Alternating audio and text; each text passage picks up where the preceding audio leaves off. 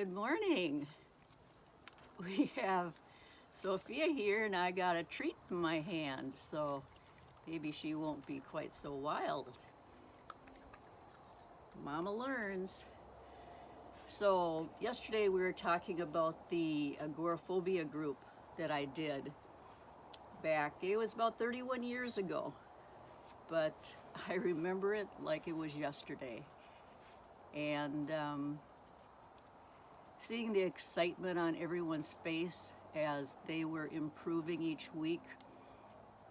We'd set goals for ourselves, where we were going to go, what fear we were going to conquer, what anxiety we were going to deal with, the depression, how we were going to feel better. Exercise has always been a huge key for me.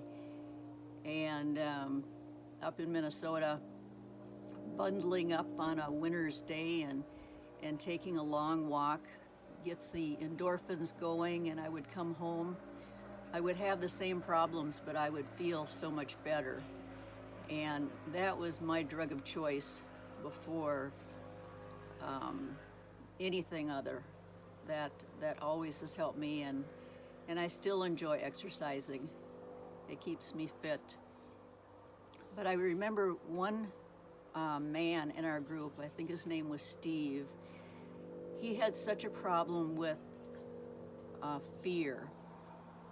And the two men in our group, they dealt with their problems by drinking. And that's typically what guys do. Women go to the doctor and they get drugs, but guys get alcohol. And he didn't want to do that anymore. And so he was working on his fears and his panic attacks. And one time he says, I'm not going to run anymore. And he turned around and he saw a vision of fear, the fear that had been chasing him. And it was like this big on the ground. And he looked at fear and says, you're the one that's been stalking me. You're the one that's been chasing me. I've been afraid of you.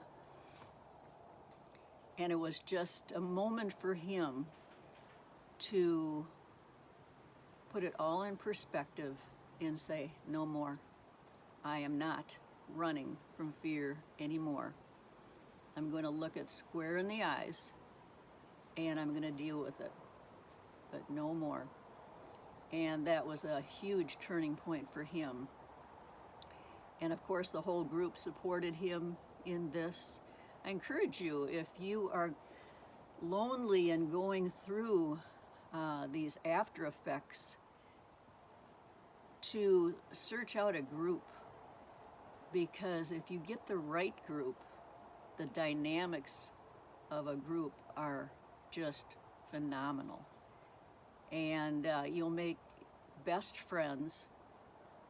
So if you're having a difficult time, you've got a phone number to call. And it was just so helpful for me and for the people in this group. People kept coming, and we had so many people that we had to break into two groups. And it was a real blessing, because Julie and Steve, they started to lead another group because they were doing so well, and it just kind of got bigger and bigger, and it was just a real blessing. At the end of a year's time, I babysat somebody at this church, and it was a little girl. She came to my home, and she was so sick. And I looked at her and I thought, oh my goodness, you are so sick. But her mama had to go, and she dropped her off. Well, I ended up getting very, very sick.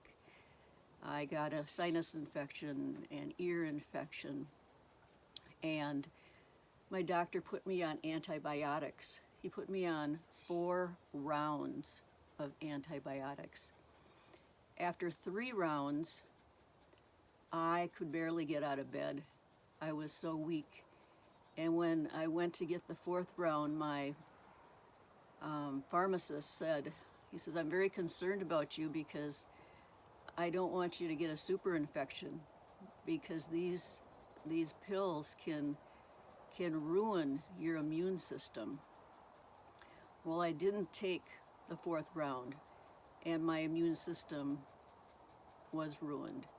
And for the next year and a half, I was pretty much in bed. I had to quit group. That was so sad, because that had been the most wonderful year of my life up until that point. But even with this sickness, I was diagnosed with chronic fatigue syndrome and fibromyalgia. I ached from head to toe, and I would just walk for just a little bit. I'd sit down and fall asleep. But even through all of that, this was a year of studying and reading the Bible and learning more about God and how to overcome. Because if you search the Bible, you'll find so many verses that talk about that life is going to be hard. It's going to be very, very difficult, and we have to lean on God and Jesus and the Holy Spirit to get through. It's not a life about everything is easy. It reminds me of a friend of mine. I shared my story with her one time, and she said, you know, I can't relate at all to you. My life has always been perfect. I've had no trauma. I had a happy childhood. All has been good. And I remembered what Joyce Meyer said one time. She says, you either have a testimony or you're getting a testimony. And a few years later, this gal got breast cancer. And then she got bone cancer. And then she got another kind of cancer. And this cancer has been going on now for well over 10 years, but she's fighting it. And now she has a testimony. We all will. We all have our testimonies. And so in this time of deepest despair, God was there for me, and I learned so much, and it helped me. And I eventually did get better. I studied nutrition.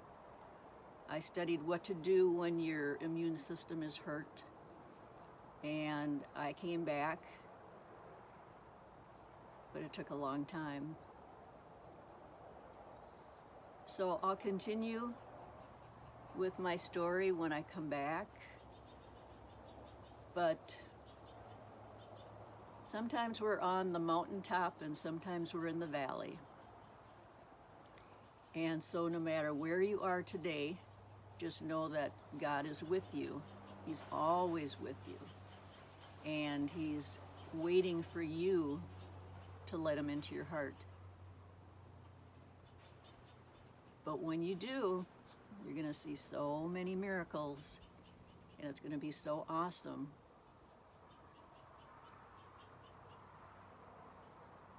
So I think that's it for today.